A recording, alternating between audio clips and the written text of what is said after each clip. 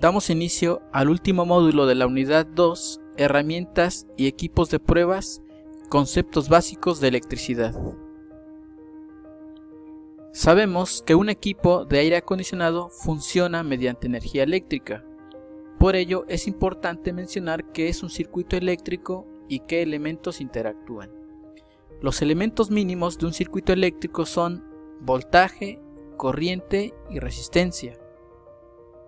Pero hay otros parámetros como lo son qué es corriente alterna, la fase y la potencia. La energía eléctrica que se utiliza en la casa viene de generadores o motores que al girar liberan electricidad. Como sabemos, en una central generadora, la máquina principal es el generador, el cual convierte la energía mecánica en energía eléctrica. Una vez que se tiene la energía eléctrica, esta, mediante un transformador, se eleva el voltaje para poder trasladarla a largas distancias para que llegue a nuestra casa. Una vez que llega a nuestra casa, mediante contactos es como tenemos el servicio eléctrico. Si tenemos uno de tipo monofásico son 127 volts, pero un dato importante es conocer a la frecuencia a la cual trabajan. Nuestra energía eléctrica, de acuerdo al país y al tipo de central generadora, se trabaja con una frecuencia de 60 ciclos por segundo. Existen tres sistemas que se usan para la instalación y el funcionamiento de los equipos de aire acondicionado, los cuales son el monofásico, el bifásico y el trifásico. El monofásico se refiere a cuestiones domésticas y gráficamente es una sola fase u onda sinusoidal. El sistema bifásico se refiere a equipos industriales y son dos fases o dos ondas de tipo sinusoidales. Y el sistema trifásico es para uso industrial y comercial, en donde gráficamente vemos tres ondas sinusoidales. Es por ello que el conocer qué tipo de voltaje recibe nuestro equipo eléctrico, hablando de aires acondicionados, hay que contemplar si va a ser un servicio monofásico, 127 volts, un servicio bifásico o un servicio trifásico. Algunos ejemplos de equipos de aire acondicionado lo vemos en la imagen. Un tipo ventana, que normalmente son de capacidades pequeñas, reciben voltajes normalmente de 110 volts. Los equipos de tipo mini split o multi split, que son de capacidades medias, reciben ya voltajes bifásicos, que son de 220 volts.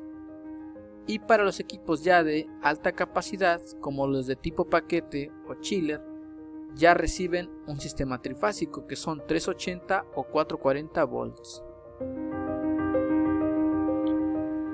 En la imagen vemos los elementos mínimos de un circuito eléctrico. Tenemos el generador, que viene siendo la fuente de voltaje, la carga, que sería el equipo de aire acondicionado, y la corriente, que son los electrones que viajan a través de un conductor. Si el circuito está cerrado, pasan los electrones, pero si el circuito está abierto, no existe la corriente o electrones. Podemos ver a la persona que está en la imagen, donde representa la corriente eléctrica mediante el flujo de agua. Si la manguera se le obstruye el orificio, ya no habría paso o flujo de agua. Si se libera ese orificio, habría flujo de agua. Eso pasa en un circuito eléctrico. Cuando un contacto cierra el circuito, pasa la corriente eléctrica. Si el contacto abre, ya no pasa la corriente eléctrica. Otro parámetro eléctrico importante es la potencia. Esta es la capacidad o la rapidez con la cual se realiza un trabajo. Es por ello que es la energía sobre el tiempo. Vemos aquí dos equipos eléctricos como la cafetera. Puede haber equipos que son menos rápidos o más rápidos haciendo la misma actividad. El que lo hace más rápido es de mayor capacidad comparado al que lo hace en más tiempo. El consumo de energía eléctrica se mide en kWh. Es por ello que debemos conocer cuántos watts o cuánta potencia consume nuestro equipo eléctrico. Se dice en qué tiempo se mantiene operando ese equipo. Ese dato va a ser el consumo de energía eléctrica. Los contactos de tipo monofásicos, que mayormente los tenemos en casa porque somos consumidores de tipo domésticos, tienen tres orificios importantes. El orificio más grande es la terminal, le llaman de regreso, que es el neutro. El orificio pequeñito le llaman ida o fase. Y el tercer orificio, que está en la parte media y baja, es la protección o tierra física. Además de la protección de un contacto cuando cuenta con tierra física, se tiene un centro de carga. El centro de carga en la instalación eléctrica cuenta con elementos térmicos o pastillas termomagnéticas, los cuales protegen al equipo de alguna sobrecarga. Si el equipo se consume mucha corriente o ya tiene un falso y hay fugas de corriente, la corriente se dispara. Es por ello que el relé térmico o el centro de carga, cuando detecte un mayor consumo de amperaje, este va a abrir el circuito para evitar dañar al equipo eléctrico. Otro dato importante es la eficiencia. La eficiencia es de la energía que entra, cuánta energía se aprovecha. Es por ello que es una división entre la energía útil sobre la energía de trabajo. Dice aquí, eficiente es igual a un equipo que pierde poca energía. Y lo comparamos con dos elementos o dos cargas resistivas. Tenemos un foco incandescente y un foco que le llamamos de tipo ahorrador. El foco incandescente recibe energía eléctrica, genera luz o transforma a luz, pero también, además de luz, transforma a calor. Es por ello que ya no es muy utilizado este tipo de foco, porque la mayor energía la convierte a calor. Y la lámpara ahorradora recibe energía eléctrica y la mayor cantidad de energía la transforma en luz. Es por eso que este no genera tanto calor, por lo tanto hay menos pérdidas. Es por ello que los focos ahorradores son más eficientes. Los equipos eléctricos, hablando de aires acondicionados, todos van a tener un diagrama eléctrico.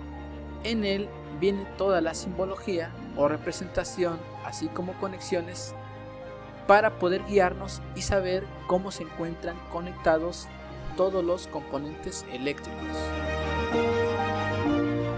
Mostramos en esta imagen un ejemplo de diagrama eléctrico de un equipo mini split.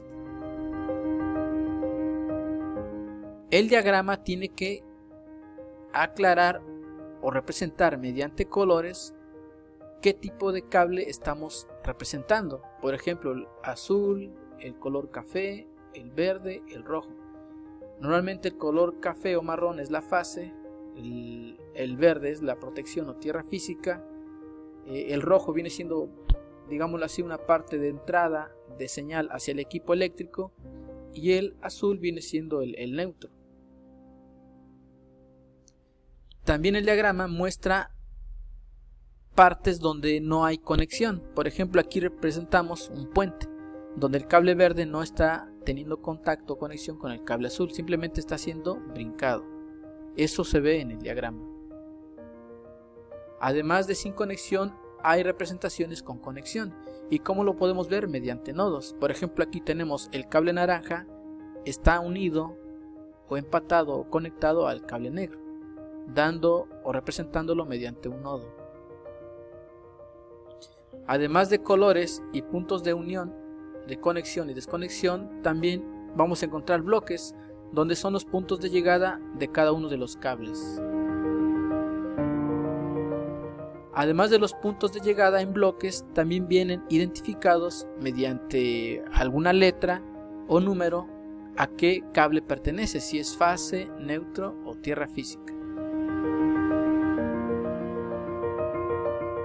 También tenemos elementos de protección, hablando de fusibles que protegen contra cortocircuitos y relevadores que protegen contra un tipo de sobrecarga o desconexión del circuito. Por ello, estos símbolos también están integrados en el diagrama eléctrico. Los relevadores, que además de protección, también sirven de conmutación para poder conectar o desconectar cuando el equipo así lo requiere. Y dentro del diagrama eléctrico, un elemento importante es el motor. Este motor tiene que mostrar o representar su símbolo completo, ya que si es de arranque con capacitor, debe venir identificado con el símbolo. Como lo vemos en el diagrama o en la imagen, tenemos un motor de arranque con capacitor. Además de su tipo de arranque y conexión, también viene indicado si el motor está aterrizado o protegido a tierra física, y lo podemos identificar con el símbolo en color verde, que el cable o conexión al motor también está identificado con ese color. Mostramos también un diagrama eléctrico de un aire acondicionado tipo ventana, donde también se ve reflejado desde la toma de corriente, donde se demuestra la línea, el neutro, la tierra física, cómo llega el voltaje hasta los diferentes componentes eléctricos. En la parte circular con naranja estamos mostrando el motor, que es de corriente alterna y trabaja con una frecuencia de 60 Hz. En esta parte mostramos cómo se conecta el motor, si es de arranque con capacitor, cómo debe ir conectado.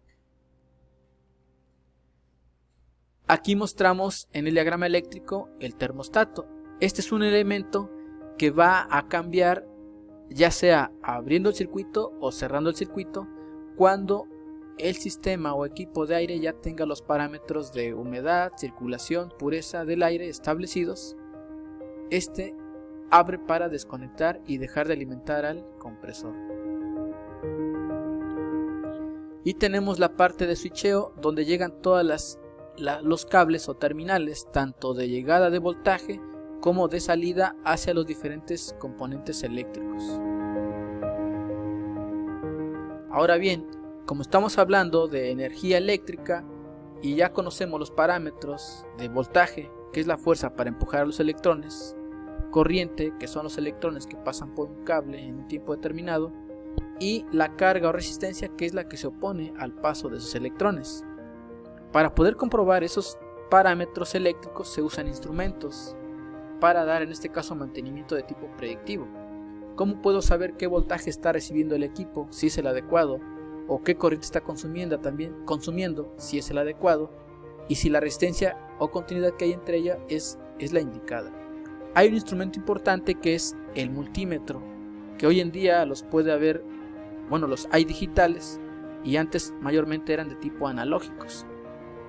Este instrumento me va a ayudar a medir la corriente, el voltaje y la continuidad eléctrica dentro de un equipo eléctrico. Un parámetro importante a medir y que ustedes constantemente deben estar comprobando es la corriente.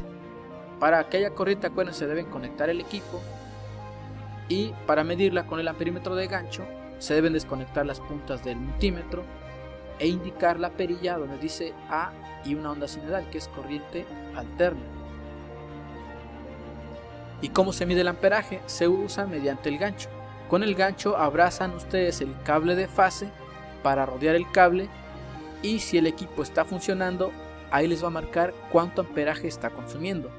Esta es una forma correcta de medir, porque como pasan amperajes altos, solo mediante inducción magnética es como indicamos qué tipo de amperaje está consumiendo ese equipo eléctrico. Estos y más parámetros se pueden medir con este equipo. Por ello es importante retomar los temas de corriente, voltaje, resistencia, potencia y demás parámetros eléctricos. Bien, esta es la presentación sobre instrumentos de prueba y de medición de equipos de aire acondicionado. Gracias por su atención.